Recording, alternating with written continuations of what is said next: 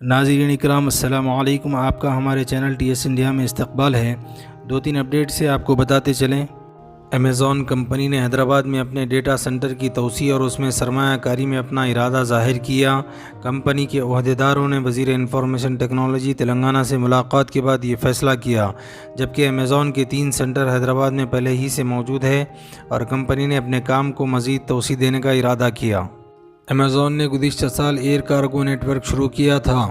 وہیں وزیر information technology نے کہا کہ کمپنی کے ساتھ ملاقات کامیاب رہی اور امید ہے کہ اس سے حیدرآباد میں ٹیکنالوجی مزید آگے بڑھے گی، جبکہ امیزون وفد کے عہدیداروں نے کہا کہ ہم حیدرآباد میں ہمارے کاموں کو مزید توسیع دینا چاہتے ہیں اور اس کے لیے ہم مکمل تیار ہیں۔ ناظرین اکرام، مزید اپڈیٹ یہ ہے کہ وزیر سول سپلائر تلنگانہ نے کہا کہ تمام اہل افراد کو راشن کارڈ دیا جائے گا۔ میڈیا سے بات کرتے ہوئے وزیر موصوف نے کہا کہ شہر اور اضلاع میں الگ الگ طور پر راشن کارڈ جاری کیے جائیں گے۔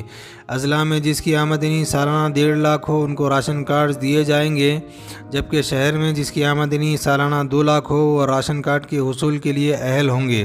اس ضمن میں سب کمیٹی کی طرف سے تجویز کردہ حد پر تمام ارکان اسمبلی سے بھی ان کی رائے حاصل کی جائے گی۔ وزیر موصوف نے کہا کہ ریاست میں ابھی تقریباً 90 لاکھ راشن کارڈ رکھنے والے افراد ہیں۔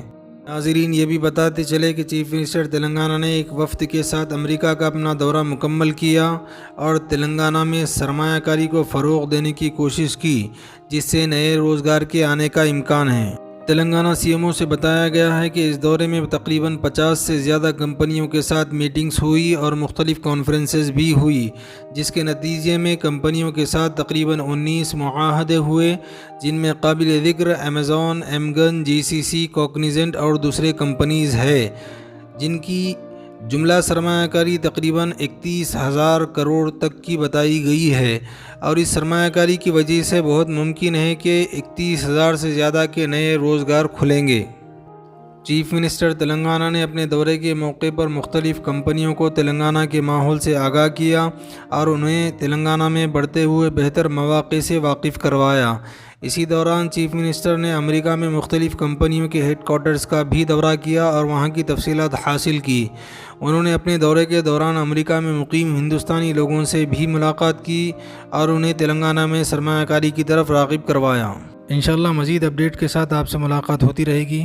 آپ سے گزارش ہے چینل کو سبسکرائب کریں۔ اللہ حافظ۔